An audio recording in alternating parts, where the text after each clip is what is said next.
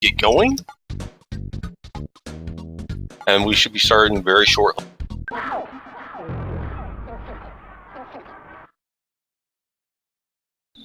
This is a second round single elimination race between Arithium and Hunter. And again, this is the Boogie percent. So it's up through defeating Boogie Tent and grabbing the fly hunting afterwards. It's a shortened version of the Earthbound Glitchless, and it is non-manipulated because it's for racing purposes. Again, when you're going for personal best in the glitches category, there is a manipulation all the way up through, I believe. I know it's gone through winters at this point. I have to double check to see how far it's gone now. But for the purposes of races, it's common practice to not manipulate the run, because the difference between a manipulated run and a non-manipulated run is rather massive, even through just ONET.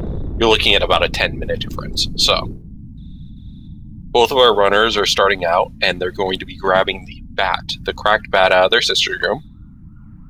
This is needed later to leave the house, and then they will be going up and investigating the crash site of the meteor.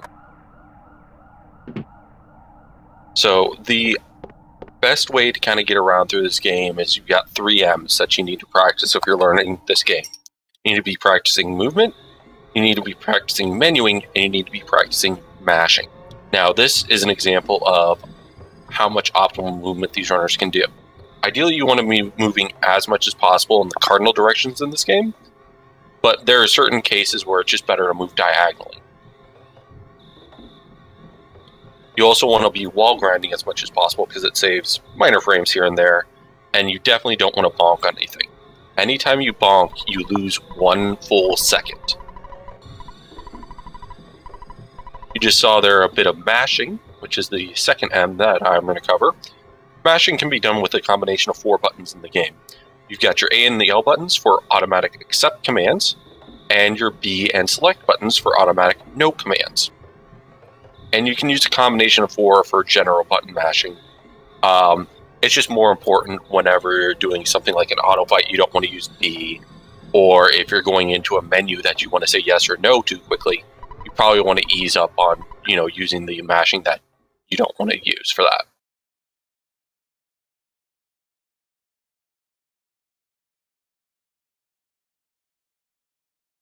These both are very experienced runners, and this is going to be a very close race.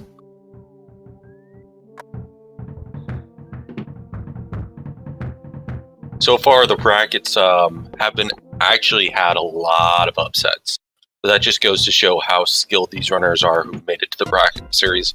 So anybody who's made it to the second round really, really have practiced a lot. They've got great mashing, great menuing, great movement, and they know how to adapt to RNG.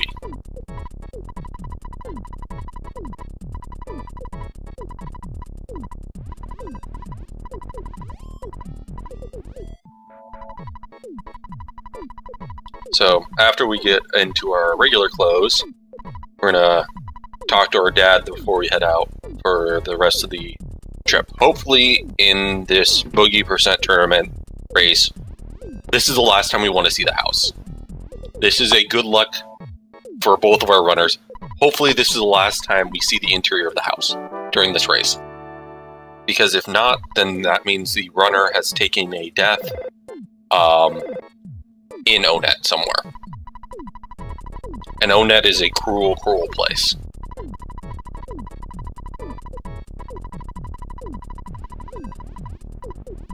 So what we'll be seeing here is, now that we've gotten Pokey, spawns have been enabled on the game, we'll see these runners pretty much trying to get as many of these creatures stuck as possible as they move through. There are certain ones you can stutter, like those snakes, but it'll be a lot of using the trees to their advantage here.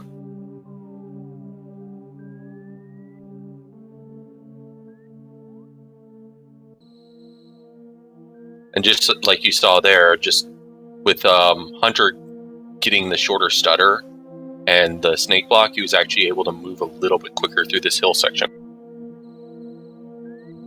But yes, that starter technique is something that you definitely want to practice.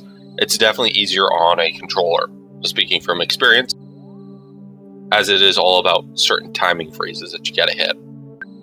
It's essentially what you're doing is you're skipping the enemy's turn whenever it's their turn to move.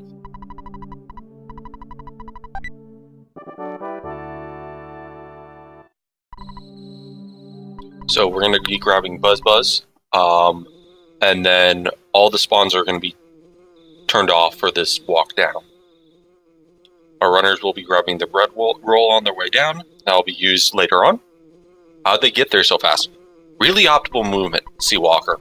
They had a couple spawns. They had a couple crow spawns, which they succinctly got stuck on trees on their way down pretty quickly. And then they had some good stutters through snakes. They had one dog on Hunter's side, if I remember right, but the dog was in a great spot, so we could just kind of walk past it as it got stuck on a tree. But yeah, this is your typical speed of how fast these runners can actually get through this section. You're looking for something on the order of about a 7-minute Starman. You know, anywhere in the 7-minute mark for a Starman is a great starting of the run for a non-manipulated. You can't really get much faster with spawns, random spawns.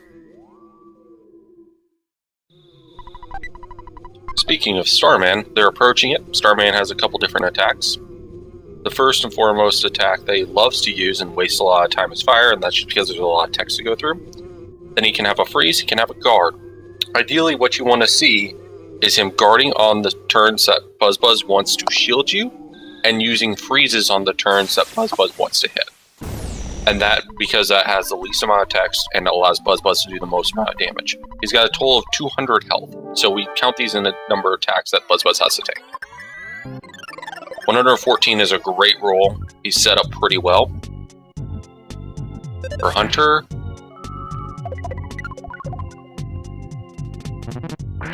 $110 on Arithium side.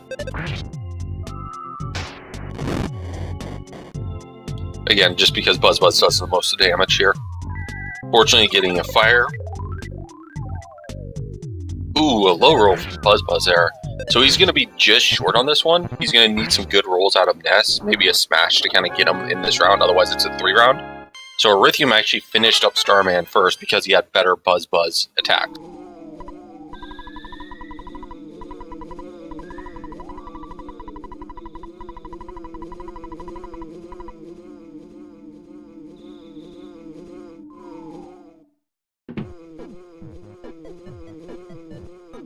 They get level 2, and they're going to drop off Pokey and Picky at their house. We're going to get a little bit more exposition.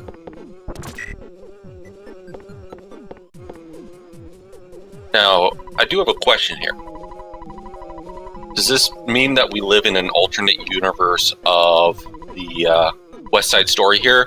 Because it seems like the sharks have taken over the city.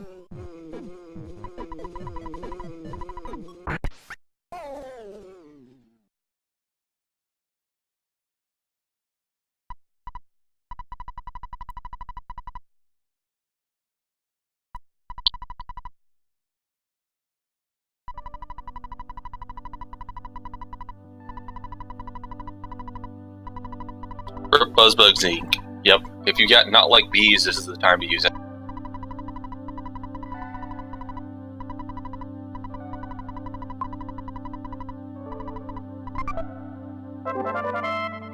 Hey, I make a lot of obscure references. That's what I do.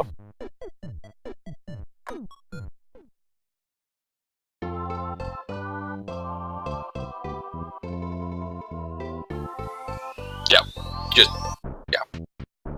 So, we're going to be going down to ONET proper. Oh no, Arithium. He hugged... Okay, everyone, Fuzzy Pickles. He hugged the photo trigger. You don't want to do that, and unfortunately, because of that, Hunter's probably going to catch up with him right now.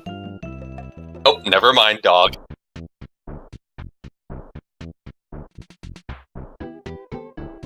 Get your rurs on. We got a dog here.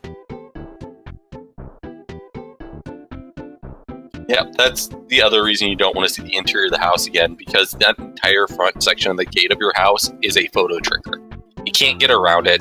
You will always get the genius photographer, Mr. Fuzzy Pickles. Oh my! Are they doing Fuzzy Pickle percent? Oh my goodness! I love this already. I am so happy I'm doing this this commentary, because obviously, if both of them are purposely going out of their way, they're doing Fuzzy Pickles percent. They're doing some sort of meme category that they've agreed upon. Oh, this is gonna be great.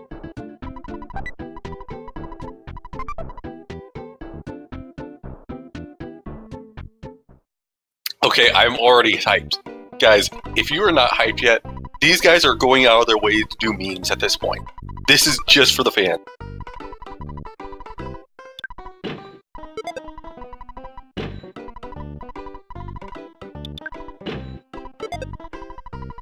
Okay, I'm excited. Stay excited.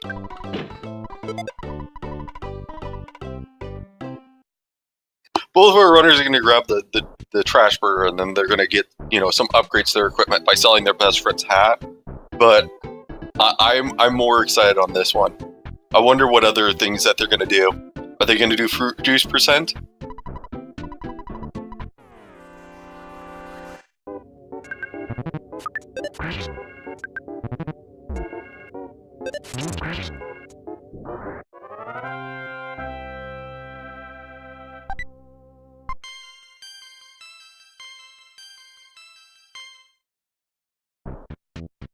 No fruit juice for Arithium, but he got kind of trapped by the shark spawn there.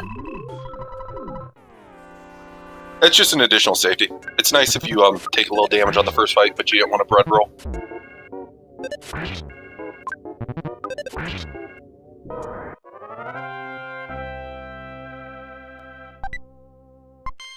So, they're going to be going into the Yes Man Jr. So you want to say no to Yes Man Jr., because if you say yes, then he's going to break the fourth wall on you. And there's only one person who can break the fourth wall in my book. That's Deadpool. Deadpool. That's it.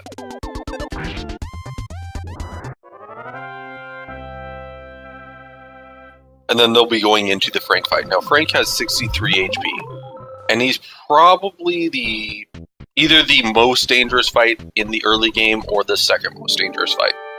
Because what Frank loves to do is just not put down the knife. He loves to just stick the knife into you over and over and over again. And if Frank gets enough high rolls on his knife, he's gonna kill you. Even through good mashing sometimes. Because sometimes he'll just leave you at a low enough HP value where you cannot heal.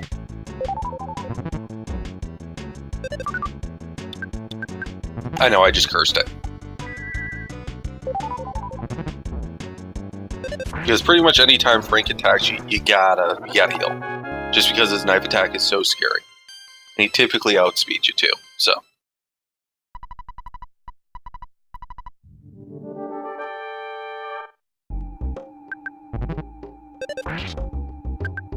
Now the Frankie Stein fight is fairly scripted. His first two turns are always set. He always uses a burst of steam and then a light attack. And then from there on out, he'll repeat the same two actions in a row. He'll use a steam, and then he'll do either a light attack or a heavy attack. The heavy attack is tore into you, and he'll just repeat that until the fight ends. He's got a total of 91 HP, but, you know, Arithium's getting through it pretty cleanly. Ideally, what you can do is, if you're getting around, you know, those 20 rolls, you can complete it in about 5 turns. But if you get, like, a smash, you can actually complete it in 4, which means you don't have to stop to heal. Which is really, really nice. So, both these runners had to use a lot of their psychic points, so they'll probably go back out and in to talk to Frank so he can get a free heal and psychic restore. Because, you know, Frank's a bro. And he just didn't like the robot taking all of his jams. After this, we're going to be talking to the mayor, BH Pickle. And then both of our runners will be stocking up on hamburgers. Coincidence? I think not. But seriously.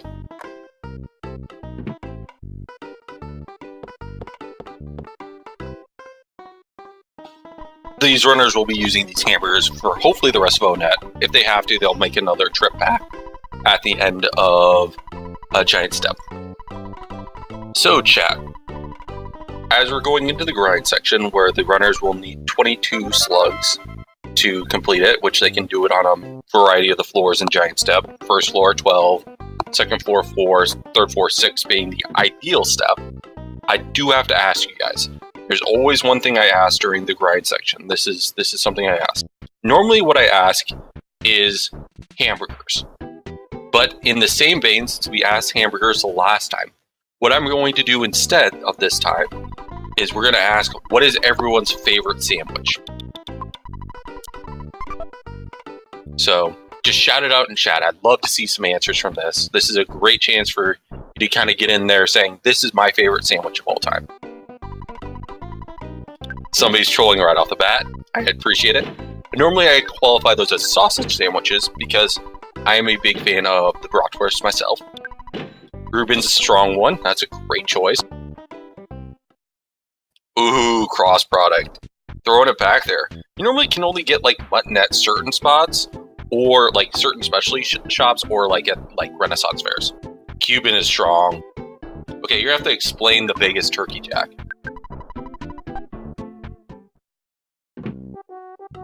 I'd love to hear the ingredients in that. Grilled cheese? Now, how do you like your grilled cheese?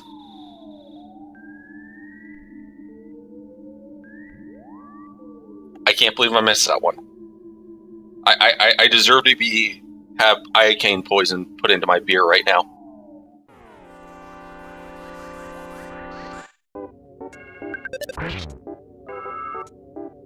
Oh, that's pretty strong. I do enjoy a good cheesesteak myself. Although, in my opinion, any sandwich with bacon, I'll pretty much eat.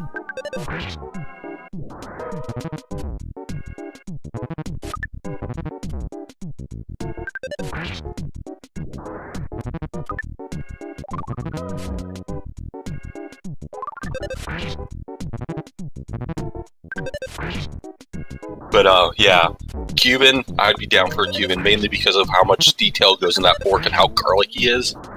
I do love a good cheesesteak. I guess I'm a little bit more classic. I like my roast beef, provolone, a little bit of mayo or mustard. Or, in my part, Dijonnaise, with some nice onions. And either some pickles or pickled jalapenos.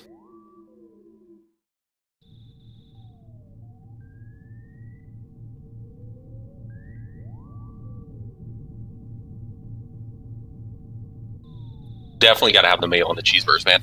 That is like the only like sauce condiment that I put on there, other than like a mayo-based sauce. Like I put on one or the other. Now there's a difference. We've been over this one before, Seawalker. My preference for a burger is medium or medium rare, with just a hint of mayo, some cracked black pepper, and blue cheese. Very simple. I may or may not put bacon on it, but that's as simple as it gets. Because at that point, it's burger in purity form. It's all about the meat.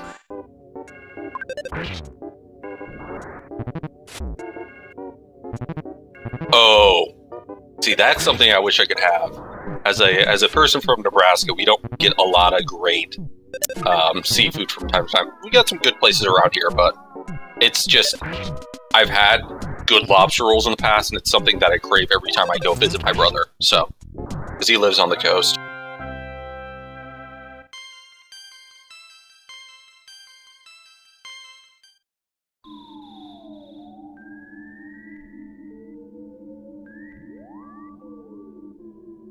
But there's nothing I love more. Like, if we're talking to absolute favorite foods right now, since we've got slugs on the view.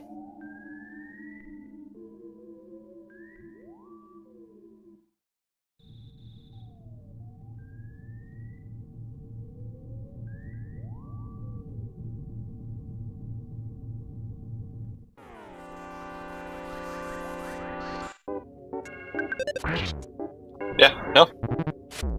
Yeah, that's kind of weird. Oh no, we'll have to do it sometime. It's mainly because I'm nocturnal. Like, I just woke up.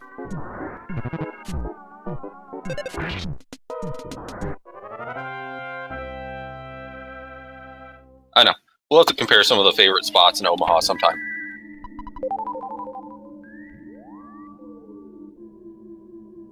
That's what I do, man. I talk about food, I talk about memes, and I talk about references.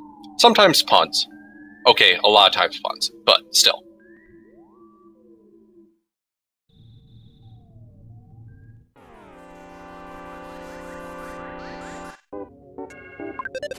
Don't worry, man. You'll have your wish in a couple weeks, but... Nah, I'm visiting some people.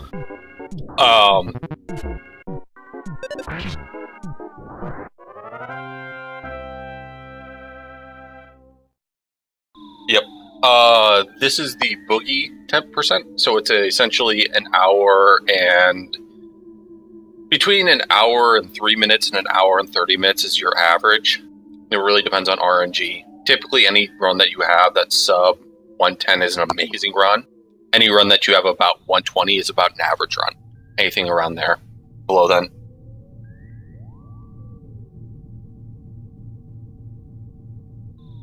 Ugh, excuse me.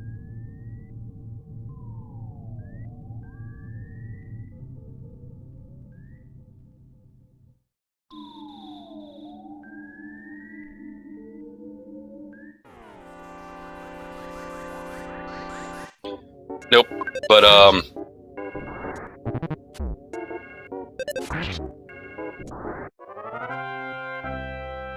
it's pretty simple. These guys are going through. I didn't catch anybody catch the stat points of these runners. Unfortunately, I missed it. Okay, so Hunter just still hasn't gotten it yet. He's looking for a 6-pack. Got it. They're looking for a offensive stat of 24, and that offensive stat of 24 allows them to one-shot ants. So, since we want to get away from food, we can now talk about Ness's hate crimes against slugs. Apparently, he just goes in there and he's charged with 22 cases of assault.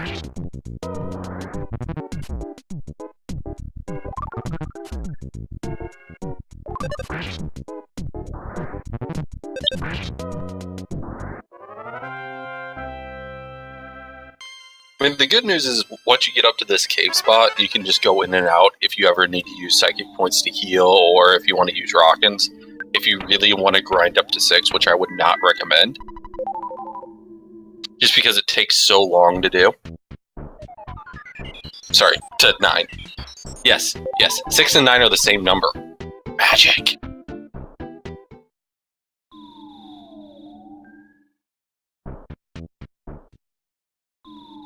Oh well. Looks like Arithium has a 24, so he's good to go. Unfortunately, he got cookie, so he can't grab the present right off the bat. He has to drop the cookie.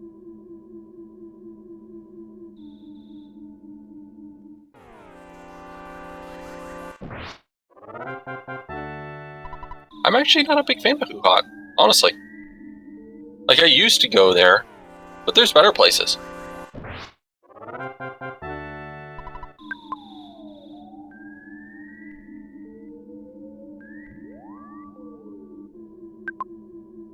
By the way, Ultimo, little known secret. If you haven't been to a place called Sergeant Pepper's, go sometime. You'll get more food than you can eat in one sitting.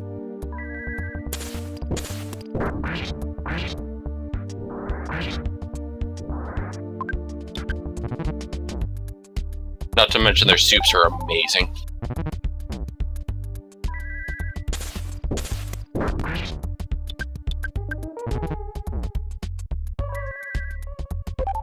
Yep, actually it is.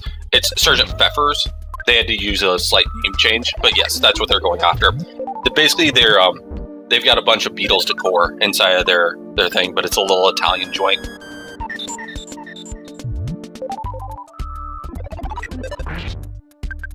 It's a real restaurant. It's actually got 2 locations.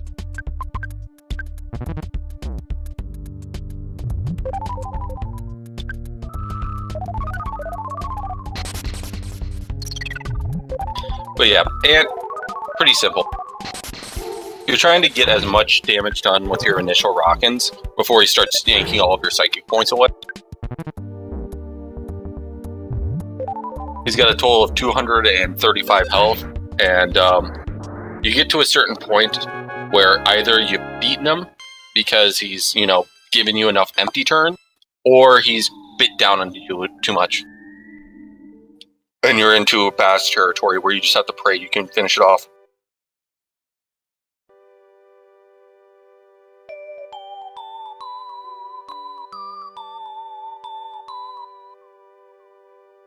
Yeah. But yes, the true name is, for the actual song and the album, is Sgt. Pepper's Lonely Hearts Club Band. You are correct.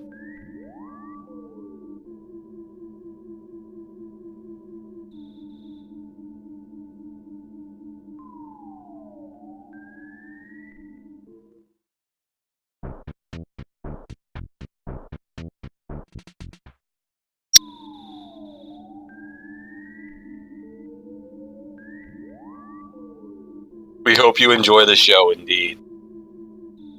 Look, I would do karaoke right now, but let's be honest, you guys don't want to hear it.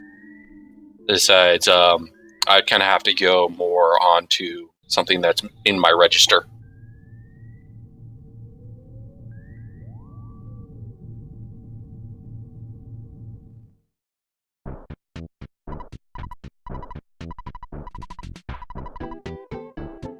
Okay, let's be honest though.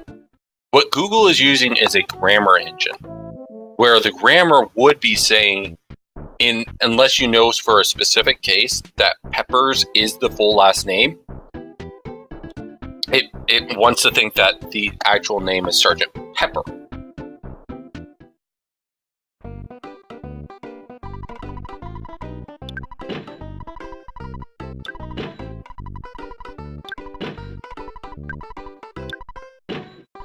Oh well.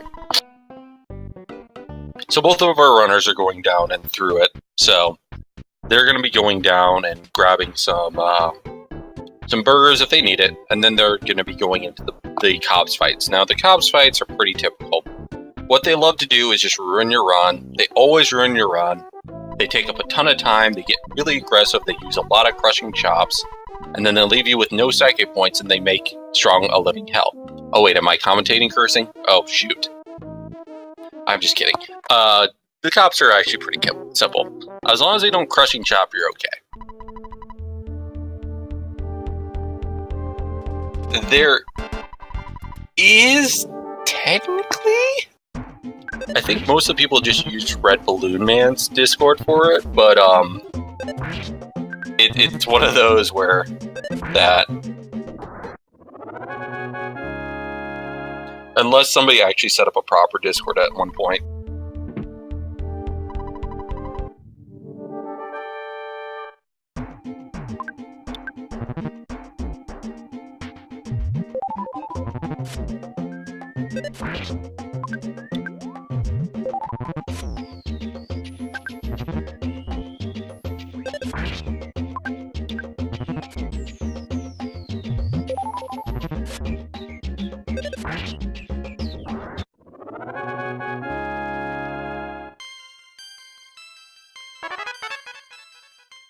And I just missed that, sorry.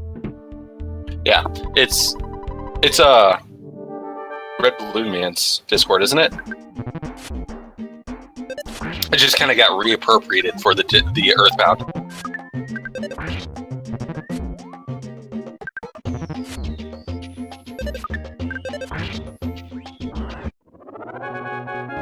But yeah, if you're looking to learn how to play this game, I would recommend you starting with Boogie Percent. It's going to go through the major portions of this game. How to do menuing, how to do movement, how to do mashing. It's going to teach you the basics of the game before you get into the full glitchless.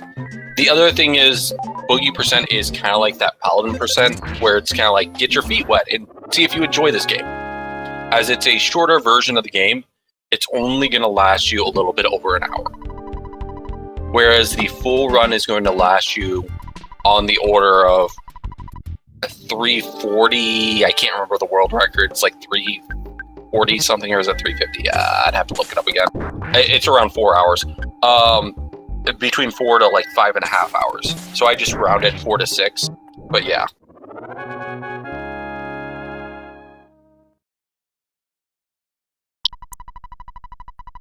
it's a great community. Lots of people show up for the races. Those are weekly on Sundays at around 5:30 Eastern, 4:30 Central. Around that time, they alter from time to time depending on people, getting home or getting done. But stay in the news for that. If you're looking to learn the race, that would be a great chance to tune in. That's kind of how I actually picked up this race because this category because I'm a huge fan of Drum Boardist, and I love popping in for the weekly races. It's always just fun to listen in to all the Earthbound people, try and learn a little bit about this game, which I suck at, but it's definitely a game I really wish I was better at, but I am not, and I definitely want to try and get better. But definitely check out the weekly if you're interested in this game. That would be the first and foremost source of information that I try to go to. You get to meet a lot of the community, pop into a bunch of the different streams, see if you like anybody. Make sure to toss them a follow. Speaking of follow, don't forget to give the runners a follow. Because these guys are regularly in the weekly if you want to catch it. I've seen Hunter do a lot of the weeklies. I've seen Arithium go in for them. So, but yeah, they are great people to follow. Experienced runners. So please give them a follow. They're not a scrub lord MMO RPG player who kind of got interest in Earthbound because Drum Boardist is an awesome dude.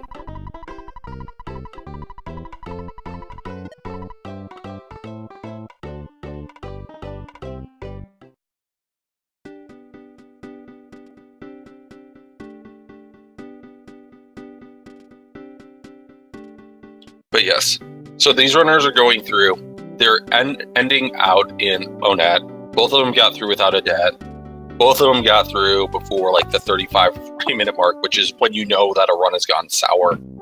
So they got through Onet, around that 30 minute mark, which is pretty average for a non-manipulated Onet. They're going through, they're getting all the photos, and I'm loving it. I just wish we had the Fuzzy Pickles command in the FFZ, but you can't fix it during midstream, unfortunately.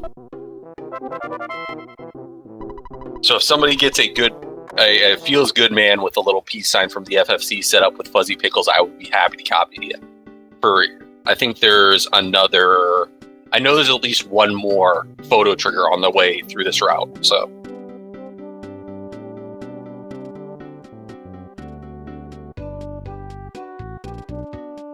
Yeah, maybe you can slap my ass and get me to do better. I don't know. Sorry. Old sports thing.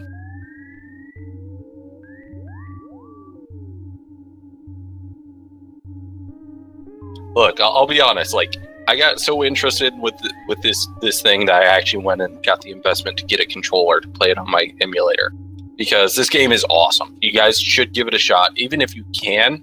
Just play with a keyboard. It works fine. It doesn't work great, but it works fine. It's a great thing to try and get into.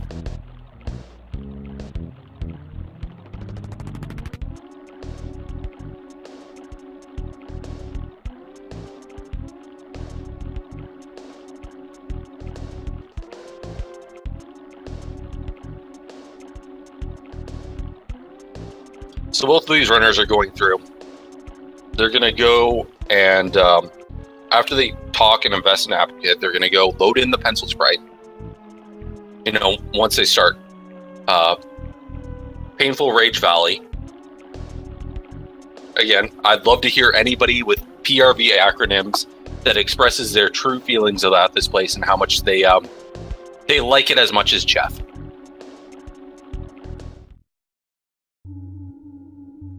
I love seeing the acronyms coming in from chat. I think the last race we came up with Pincer Rage Valley. We had Perfect Rip Valley. I'd love to hear some more, because this is essentially where your bogey percent tends to die in this section of the run. If it doesn't rip in ONET, it's going to rip here. Probably Reset Valley. Wow.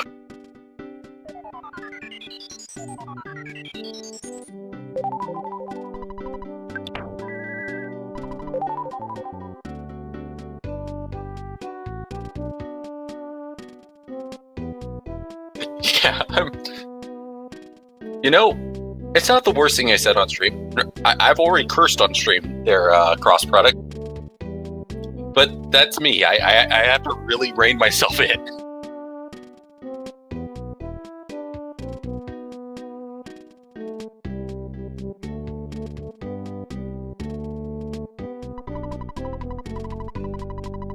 Probably my favorite thing to do in Painful Rip Valley is anytime I get a really horrid pincer, I just love spamming the button saying, everything's fine here, because I need to keep telling myself that.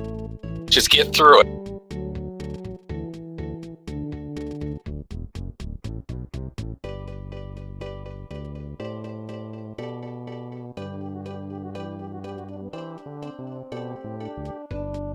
But yeah, both of them are going to Apple Kid, who actually expressly tells you, is like, if you're actually slow enough spamming it, going through the thing, it tells you don't ever use it near a pencil shop, because he can't be held responsible for it.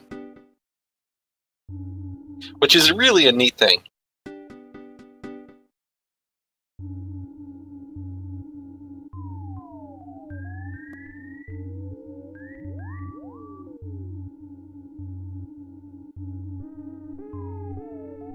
But yeah, connector caves are just horrid. There's supposed to be a 25% chance of spawn. Let's just say I really think that it's much higher. I don't know if there is a counter before an event takes place, like spawn tiles. I honestly think that there are diminishing returns to having spawns, not spawn tiles, because it's the only thing that would make sense to me from mathematically in this game. I do believe that you are pretty much guaranteed to get an enemy spawn tile at a certain point once you pass a certain number of spawn tiles. That's just a theory. I haven't done explicit testing on that, but I swear that that's the case.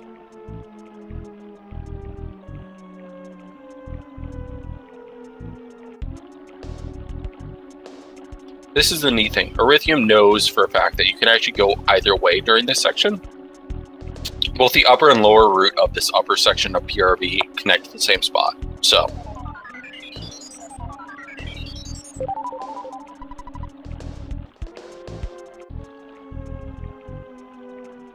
look, I'm still pitching for a boogie tent thing where you have to go kill Mondo Mole instead. You have to go beat Mondo. You have to do early Mondo Mole as your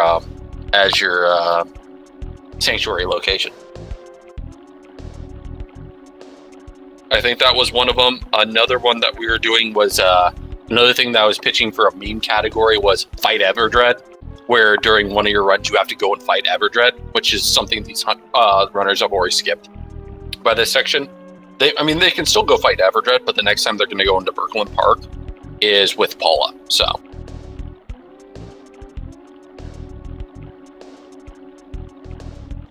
I still think that'd be interesting, since they both save at the Tucson department store anyways. It'd be interesting to see if somebody actually beats Everdread and see if that makes a difference. Yes, I am pitching a boogie. I'm pitching a tent over here for the boogie percent races, meme categories. Because when in doubt, I love just to take stupid routes and try and add it and just see if anybody wants to run them. Things that you'd never do in the speedrun for the lulz.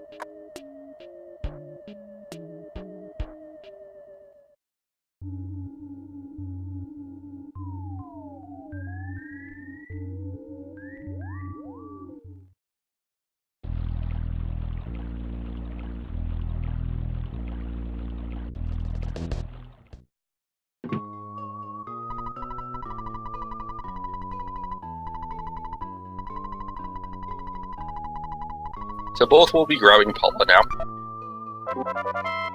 they'll be talking to her, getting the Franklin badge, and then finding out, hey, don't worry, I just got trapped in here by a spooky cult. Don't worry about it. They're really cool guys. I hear they're having refreshments later.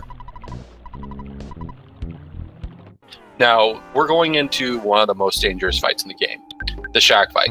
And it's dangerous because these cultists can just call for help on you. Like, you kill one of them with a rocket, and then the other one's just going to start calling help on you, and you're like, oh, god damn it. As it quickly becomes a cultist block party. And if you don't know it, a cultist block party don't stop until they serve the Kool-Aid.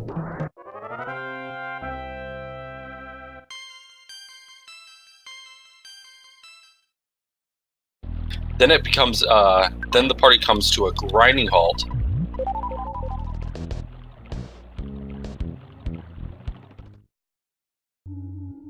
But, Hunter getting about the same RNG through that shack fight, and they're both through shack fights. There we go.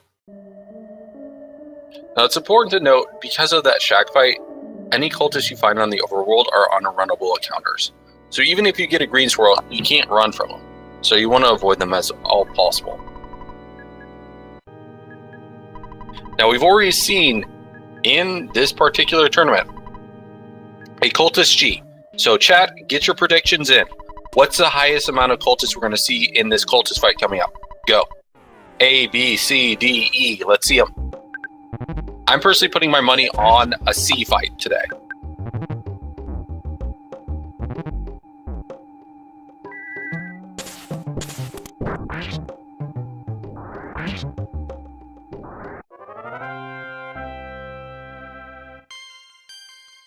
Got Hunter going in there.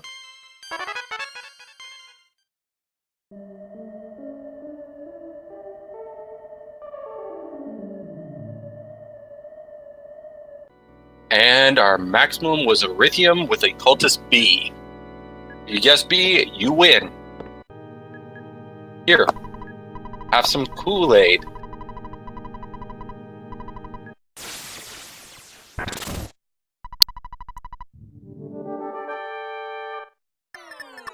I don't know, there should be though.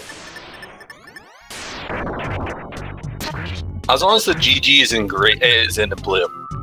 Actually, green. It'd be funny if the GG was in green for that cultist right before.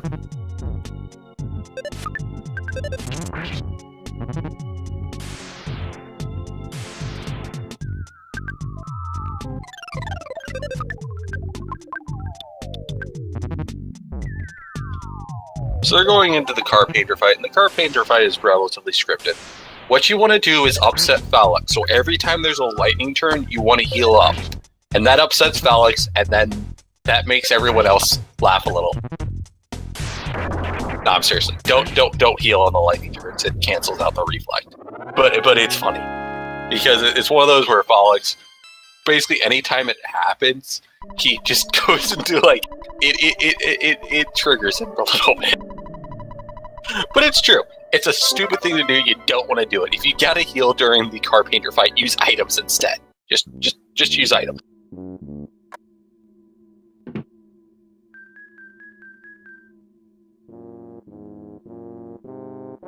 Yep, just a little bit of RNG determines it, and now Hunter is in the lead.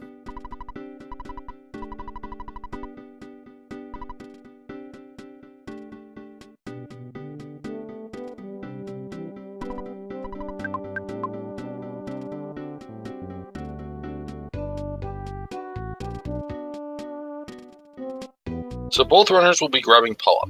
What you don't want to do is get into muscle memory and go Death Warp at the very start. Now, since we've seen so many photo triggers in here, we're going to see at least one more. So guys, if you want to get your Fuzzy Pickles, this is the time to do it.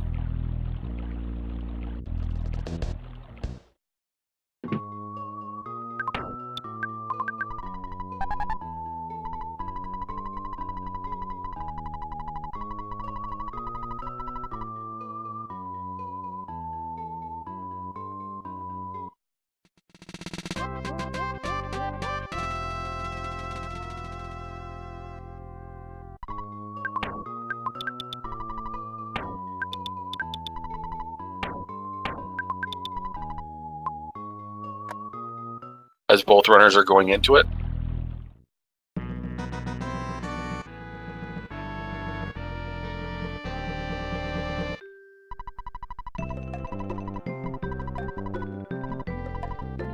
I love it. I love that they decided to add this just arbitrarily to the run. I wonder if anybody's going to take it and do some other things, like grabbing the dog at the beginning or something else. Just something that obviously loses time, but you're like, let's have fun with it. You got to get all the photo triggers on your way through. Great thing to do. Very well done. Hunter is obviously a little higher on HP, so he's going to Peaceful Rip Valley to take his Death Warp instead. He's looking for... Well, that was probably a good spawn. With the Robo and the UFO, you probably got that. Oh, he's going to get a couple of Life Noodles. Okay, he's doing Life Noodles %. Got it.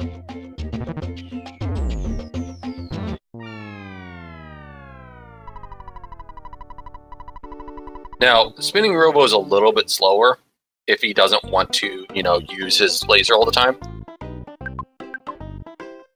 But probably the fastest would be the Oak, in my opinion. Then the UFO, then the Spinning Robo. Now, I'm probably going to get corrected by Uko or Saren or Temple or a lot of other people in there in just a second. But I always take the Oak if I have to take one in Peaceful Rest Valley if I have my druthers, just because of how hard he swings. So, we're going to see here that even though Hunter got the Life Noodles, they're still going to be about even. Now, what's going to happen here is, due to this routing, Hunter's going to go straight down to Polestar, because it's more optimal to go straight to Polestar at the... Oh, no.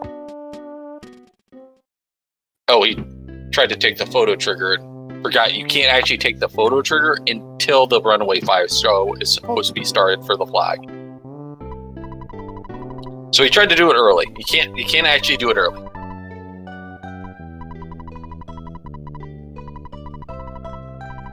But both of our runners will be picking up the backstage pass. So we're going to be grabbing Polestar. Then they're going to be talking to our friend Everdread for money, because apparently, he owes the family something. He came to... Apparently, the preschool teacher went over to him and said, "You have come to me on the day of my daughter's wedding. Where's your bridal gift?"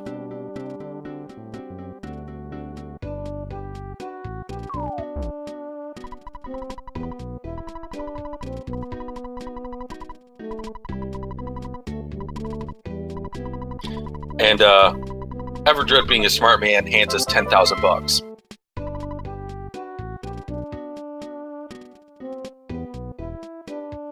Hunter narrowly touched, like that hippie nearly got through. You'd have to have stopped him on a bender instead.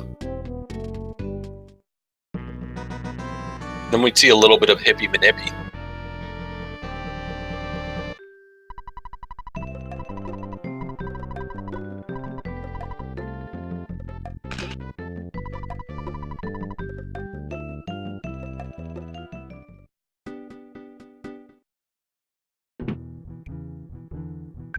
Fuzzy pickles, indeed. So, he needs the backstage pass to get back. He's going to talk to the sister, and then we'll start the Runaway 5 show. Now, during the Runaway 5 show, I'm going to be quiet because, a lot of people love to dance during that, but it's a minute and 10 seconds. So, in honor of the Runaway 5 show, what dance would you do during the Runaway 5 show if you got a minute and 10 seconds? What dance move would you use?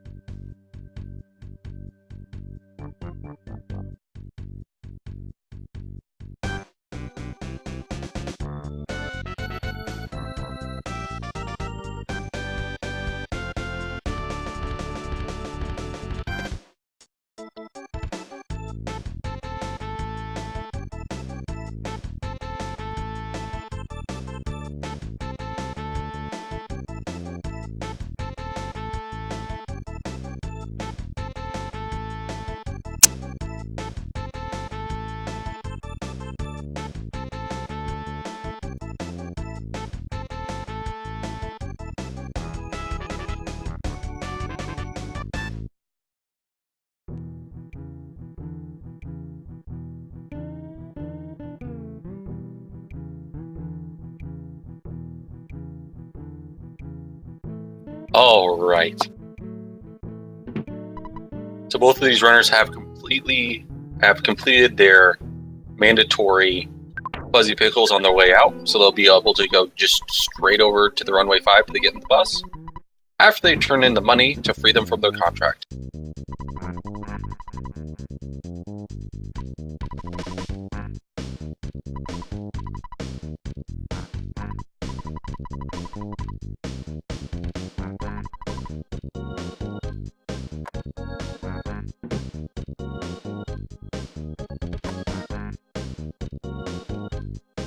Yeah, Graveyard is going to determine the lead, as Arithium has said. A good Graveyard is going to be a difference maker at this point with how close it is. You get a couple bad spawns here or there that get despawned, that's going to be a lead change.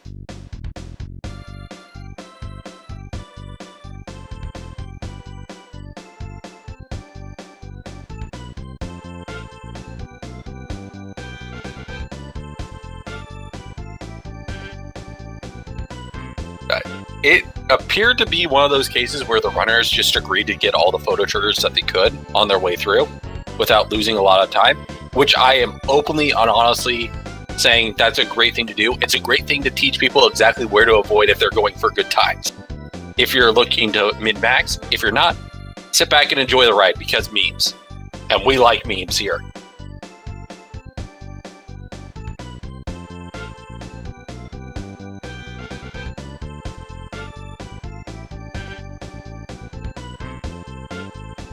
I know this commentator just loves memes.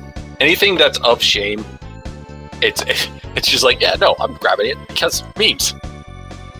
Get the bike ring. Oh, it's a darn shame. Actually, they passed the bike. Maybe next time. Maybe we can get somebody in the future to do bike, where they have to bike through all of Tucson. That would be very interesting. Ring.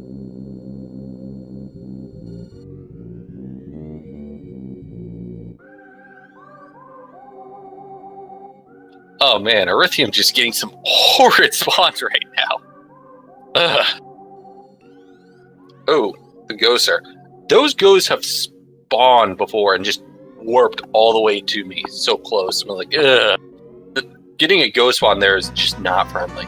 Oh, getting the graveyard. I forgot about this photo trigger up here. Oh my goodness. So much Fuzzy Pickles.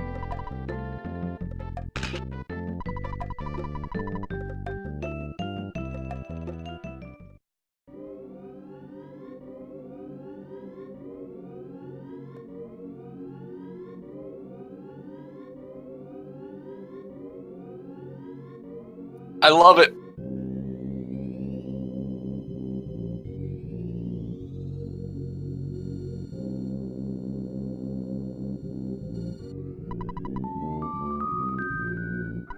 Could be also a case of how much bandwidth you have.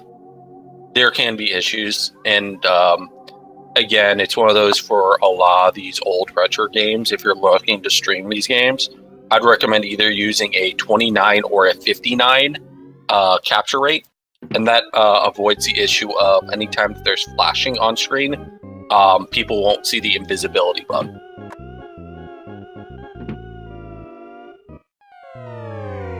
So Arithium's learning some life lessons about following a scantily clad lady into a room late at night. You'll run into Death Throat.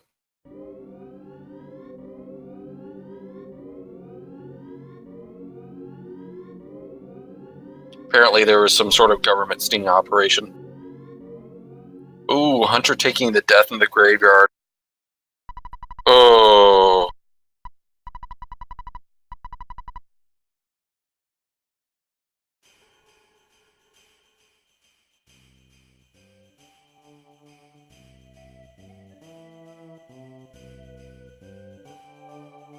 So a slight loss. Now, both of them got the trigger, and all you have to do is get the zombie trigger to set the flag.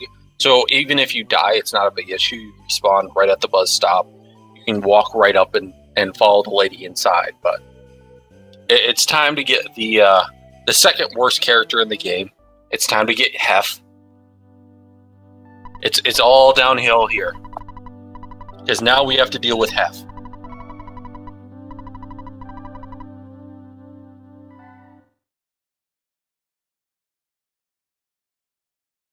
And all I want to do is talk to the ophthalmologist and increase his glasses.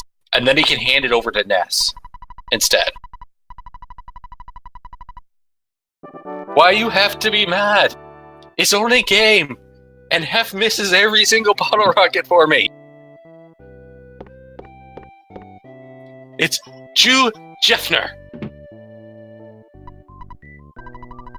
Don't mind me, I'm just taking out the Jeff. Look, I'm just saying, first NPC that Hef parties with is Bubble Monkey. Nothing more needs to be said.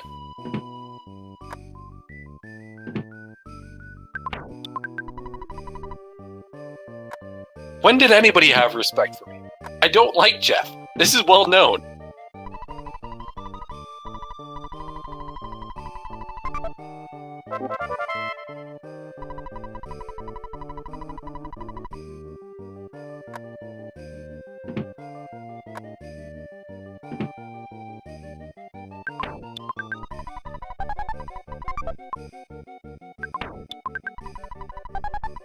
There's also Maxwell, who's a troll face.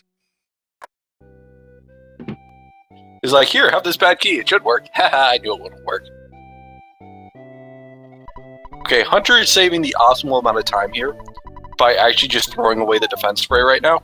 And that's going to save a little bit of time if you're not planning to grab any safeties right before Boogie tent. I wouldn't recommend it because I have seen seen runners die to Boogie tent in this run. But in this particular series, through the races I've commentated, we've had a death percentage on races that I've commentated on about, I'd say about 5 to 10%. I know there's a couple races I've seen where it's happened as well. And if you die, you are in dire straits for money. Sometimes. Because at that point, you've already used your big ball rocket. It becomes a lot more difficult. But somebody's going for the optimal strat. Somebody's hoping for good RNG from Jeff. And bless him, and hopefully he gets it.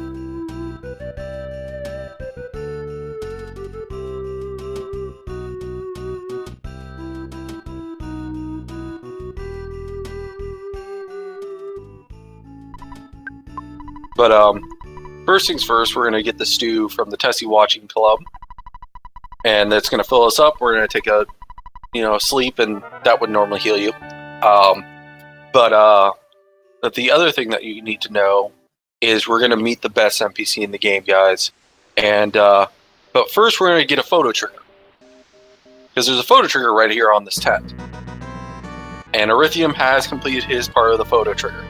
So let's give it up.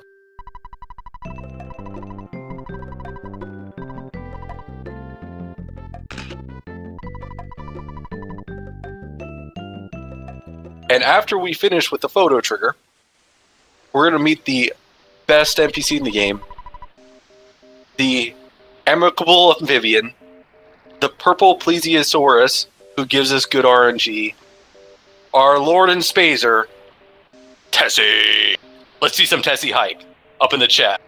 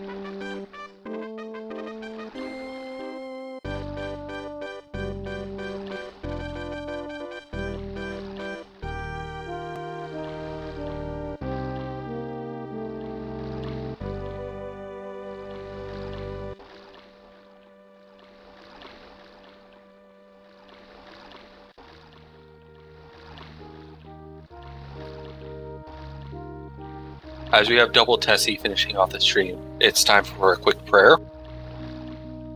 O purple plesiosaur, a potentially perfect RNG, please bless these runners in this brick road and pond cave so they may complete the boogie percent in amicable time.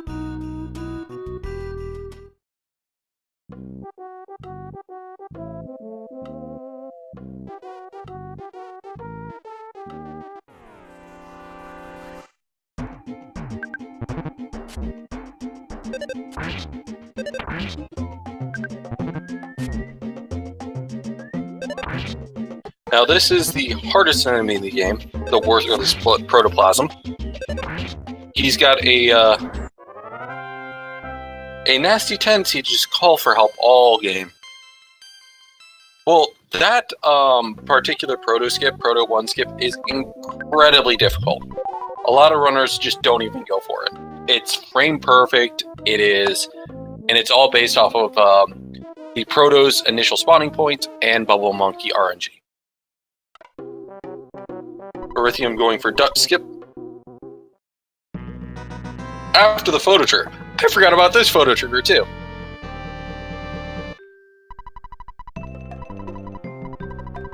Man, I'm missing all the photo triggers right now.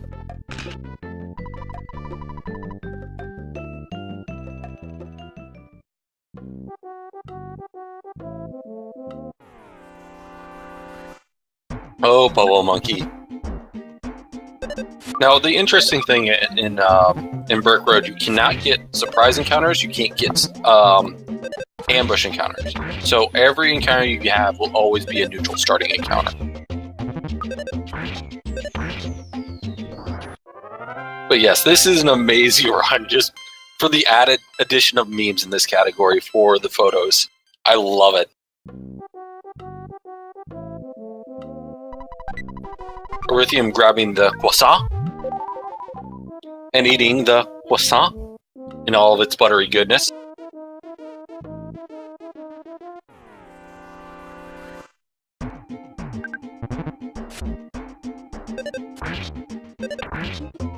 Yeah, it appears to be pre-planned. I must have missed it in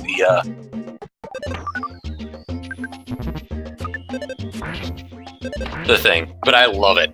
I love it. I love it. I love it. I love embracing the memes. I love when both runners go out of their way to do something special for their race. This is amazing.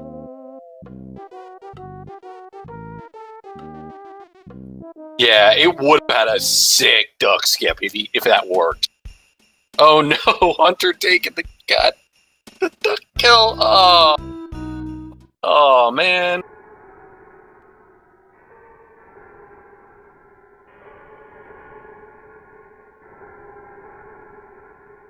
Unfortunately, the duck is still there, so he'll still either have to skip it or fight it again.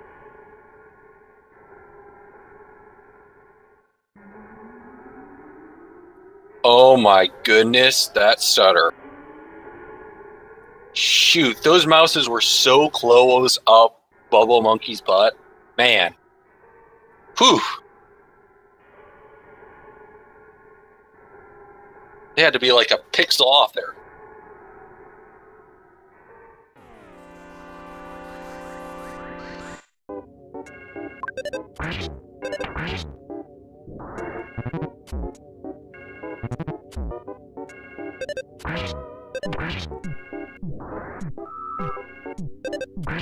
Oh well, let's see if Hunter gets the Proto 2. Nope.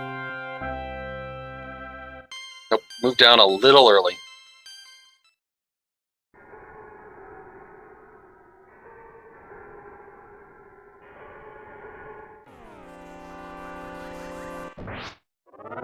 You could say that they got past those mice by a tail. It's quite the tale to tell.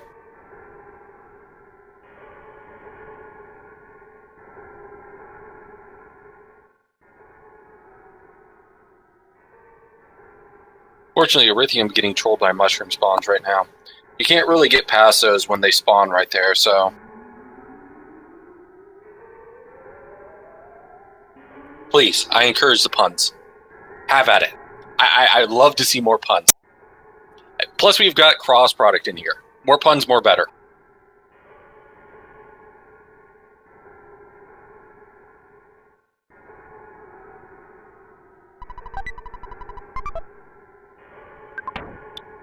All I know is Arithium just got the explosive discovery of a bottle rocket there. And now Bubble Monkey is going to do his one useful thing, which is throwing down this rope to us. This is the only reason we need Bubble Monkey, by the way.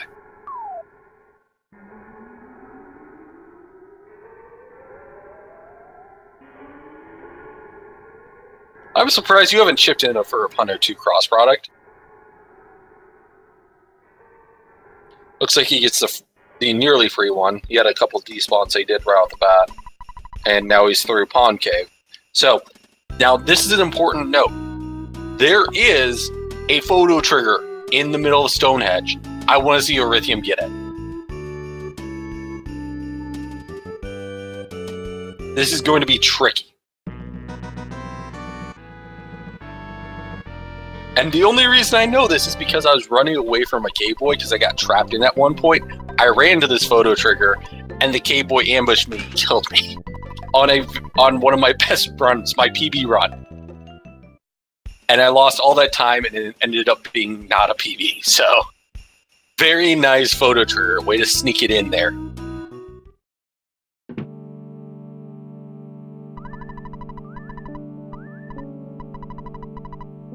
That one I did know about.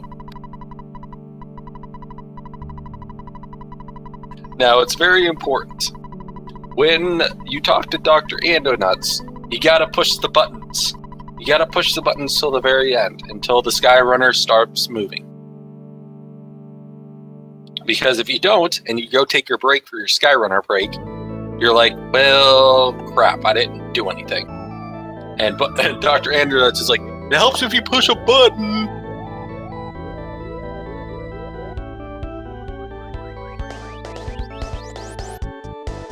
Yep.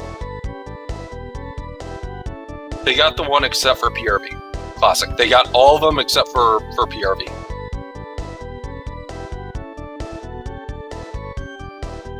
So I'm happy with that. That is fantastic job. Way to go. Way to make some memories during this race, guys.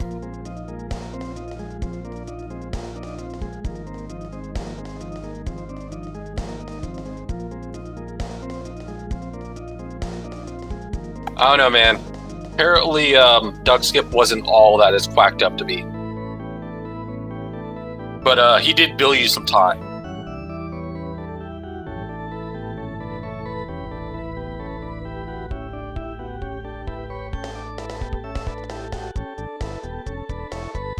Yep, they grabbed 8 at night.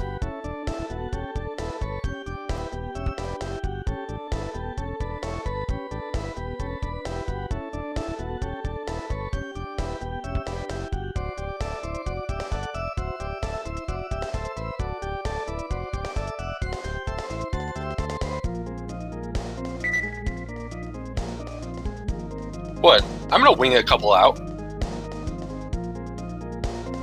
We're rapidly approaching the end of the run. We've had plenty of memes in this run. We've had food talk. We've had some good RNG. We've had some bad RNG. Unfortunately, we had a death. Time to throw in a couple puns as we wrap this one up. Now the question is, will they grab the teddy bear? That is the question. Will the runners grab the teddy bear, or will they just go for Boogie? These puns are foul indeed.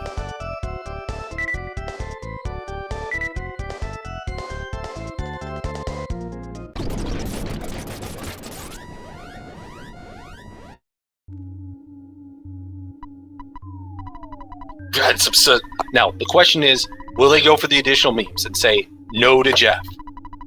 It costs a little bit of time, and it's a very important step that you have to take in your hatred for Jeff steps. Arithium failed to say no to Jeff thing. He's lost points. Go Hunter.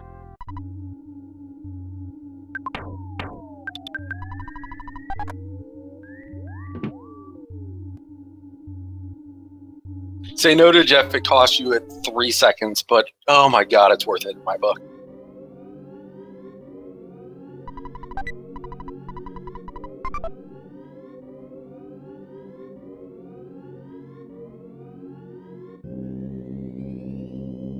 Now, on your way down to the boogie tent, you can also grab any additional safeties that you may like from the vendor over here, but Arithium is just going for it.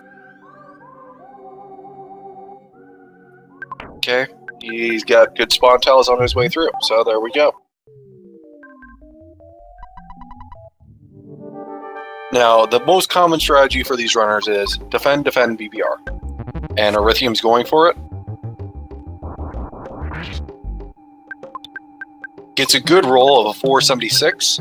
He's nearly killed the boogie tent at this point.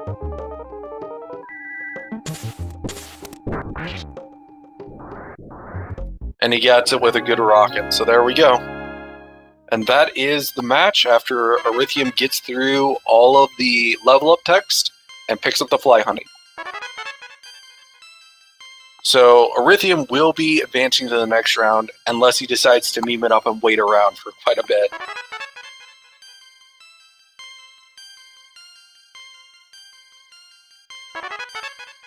Oh, and this is another upset in the threed. So, and Hunter unfortunately getting the Handsome Tom fight. Oh goodness. The troll spawn indeed. He gets the troll spawn. The Ninja Tom. Probably behind the tree. Either he's behind the tree or behind the sign I didn't see in time. But GG to Arithium. Hunter is going through his fight now.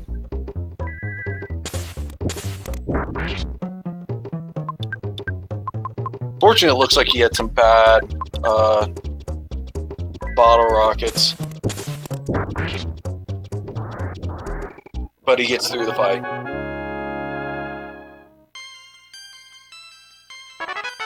And Arithium has finished with an official SRL time of 1:12:13. GG. Hunter is going to finish up probably around 1:10. So just showing how close those two runners were and how good they are taking all those photo triggers. Again, they took 8 out of the 9 photo triggers they could and still finished almost sub 110. An amazing run by both of these runners.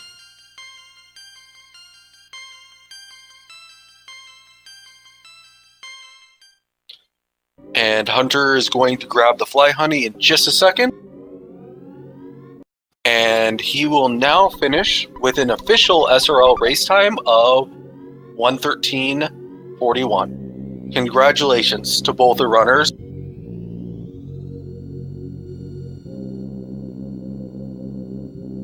And I appreciate them going through and adding a little bit of a spicy meme to their run tonight and agreeing to it. To do all those photo triggers, that's impressive. Well done for both of them.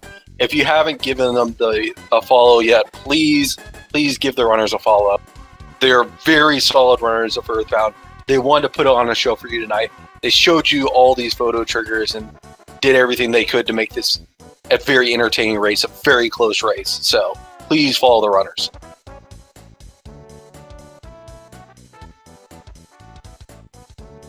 With that, let's double check here really quick.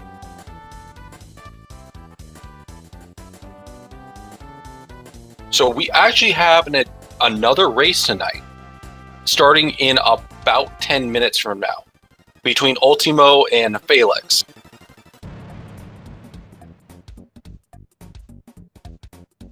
Let's see where that's going to be.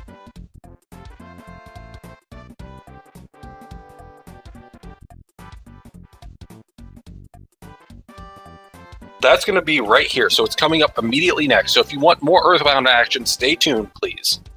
We're going to be going right into that.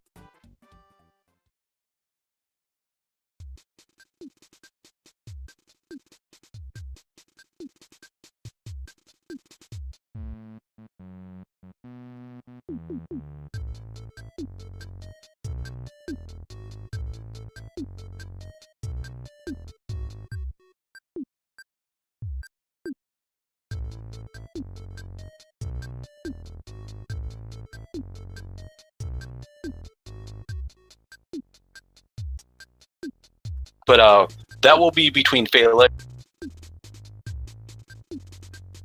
and Ultima. So this is going to be a super hype race. Oh my goodness. Oh wow, this is going to be a great race if you guys want to watch. And they should be starting really, really soon after this. So.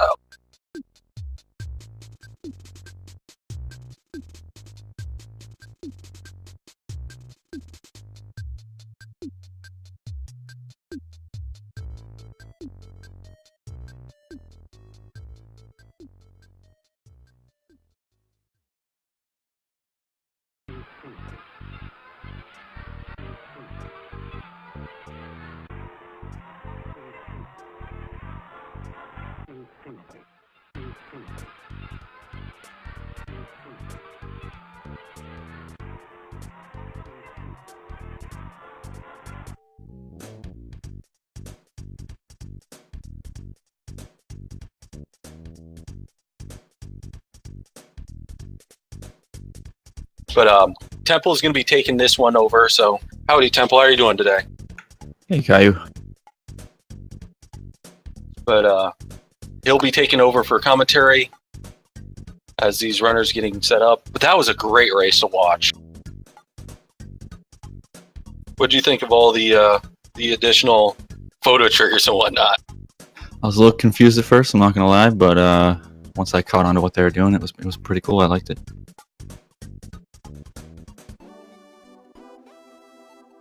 Yeah, really close race, only 1:10 between, and that's pretty typical for a lot of these really high-end runners, man. It's kind of intimidating sometimes, just seeing them come down with those quick times, but it really goes to show how well they are at the 3Ms, the menuing, the movement, the mashing, man. Yeah, especially in the second round of brackets, we're getting into the thick of it for sure.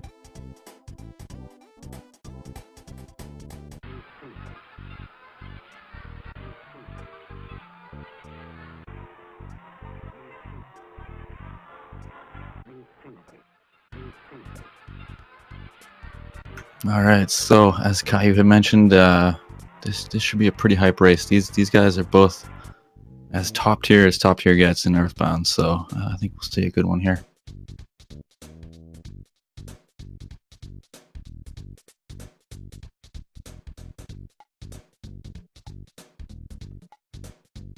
They're just getting stuff set up for the IRCs, so they can track that. And Alex looks like he's still getting set up, so I think we'll just have a minute or two of setup here, and they should be ready to go.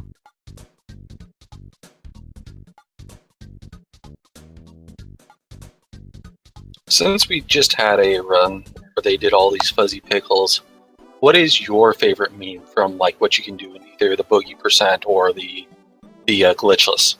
Lately, personally, I'm a bit biased. I'm a big fan of bike %. Oh, that's a solid one. I definitely want to see that. Yeah, that's a good one. Pig pen %'s another one. Anything where you're pushing NPCs as far as they can go, I'm a big fan of. There's a bunch out there. There's so many memes. It's great. I mean, there's definitely stuff that you can do just to have fun. And if you're looking to raise somebody, you want to just throw something spicy in there. There's a lot of things that you can do. Yep, there's always Sword of Kings, all that good stuff, trying to get rare drops. The gutsy bat. Ooh.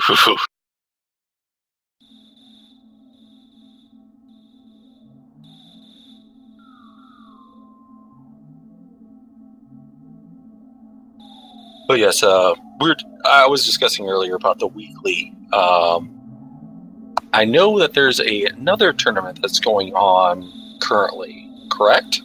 Yeah, it's kind of a first time thing for the Super Series. We're doing kind of a glitchless series over the next like 3 months. But yeah, I think it's the full run, and there's a good prize up for it, and yeah, it's going pretty well so far.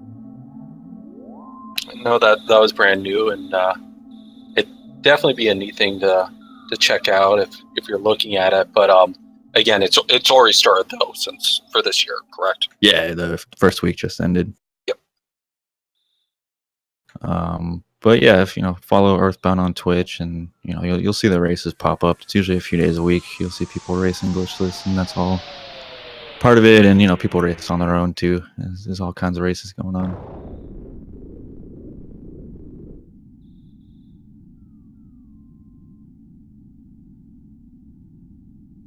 Sunday weekly is usually pretty packed. It's a good time every Sunday, 6 Eastern.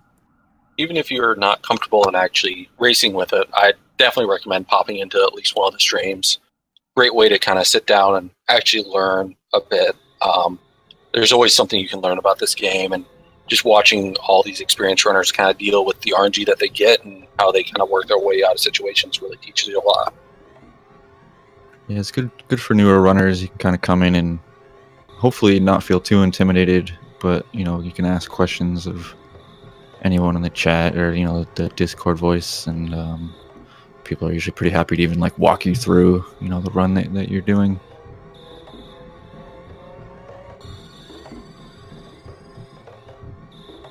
Yeah, usually it's Thursday, Friday, Sunday. There's usually a few of them a week. Sunday is like the go-to one, but yeah, there's 2 or 3 throughout the week, Thursday, Friday.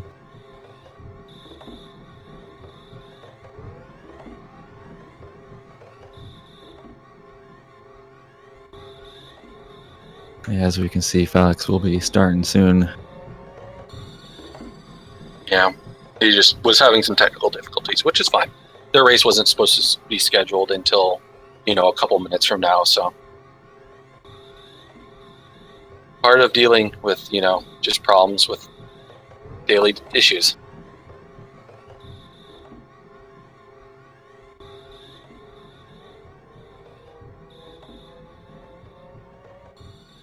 That would definitely be interesting to see somebody adapt the bike percent for the Tucson part of the boogie percent. Yeah, I mean, you can always just get the bike, roll it around.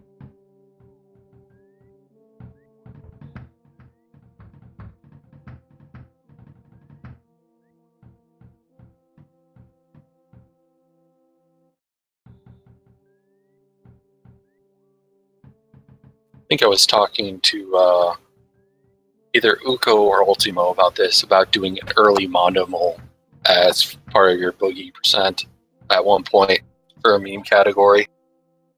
That sounds awful. That's what I said too.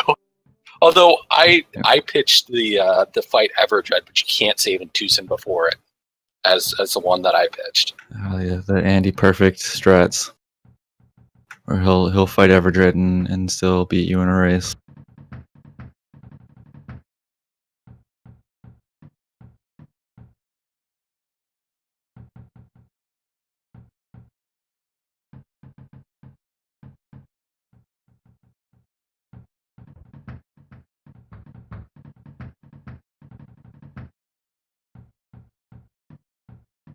Looks like, yep, it looks like he's just restarting his internet, unfortunately.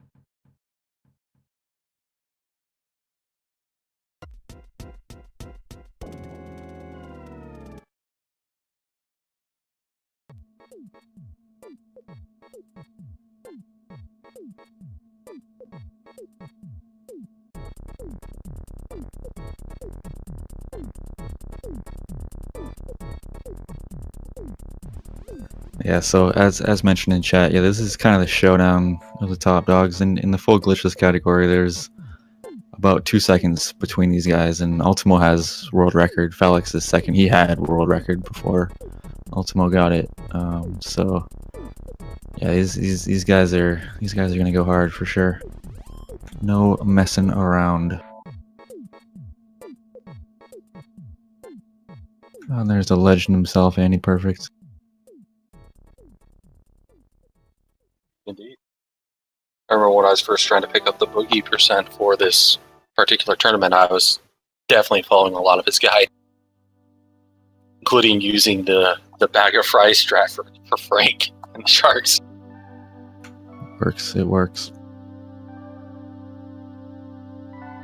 There's a lot of guides, even if you can't catch one of the streams because you're a nocturnal guy by nature, you can still, there's plenty of content for kind of teaching you how to run these these categories. There's a lot of guides out there between a lot of the experienced runners. Certainly no lack of material. There's tons of guides and videos, and people are always trying to keep it up to date. There's always new stuff being found.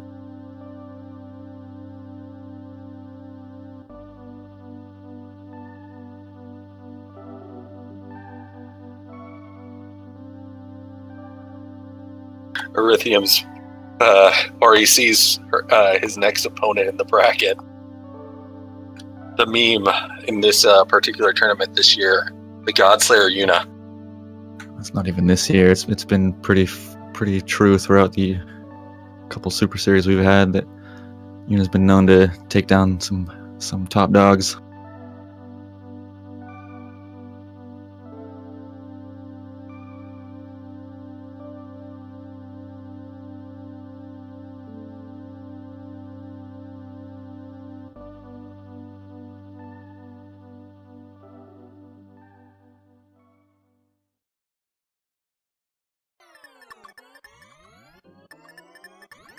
I'll let you get into it as they're about to get ready to get going. Have a good race and good luck, runners. Yeah, thanks, Kai. Appreciate the commentary.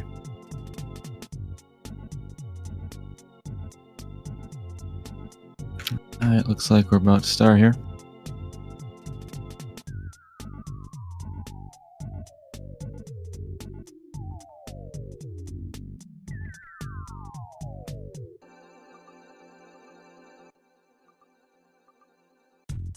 Should be getting game audio from one of them soon enough.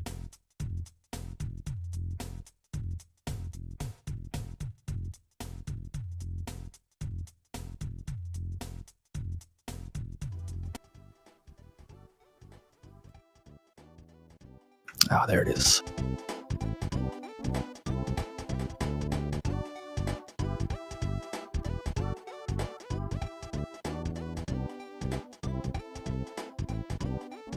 Well, if Alex naming his characters Duck is probably some sort of a meme, I'm not too sure.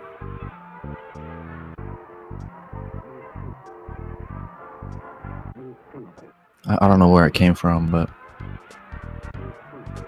it sounds fresh to me.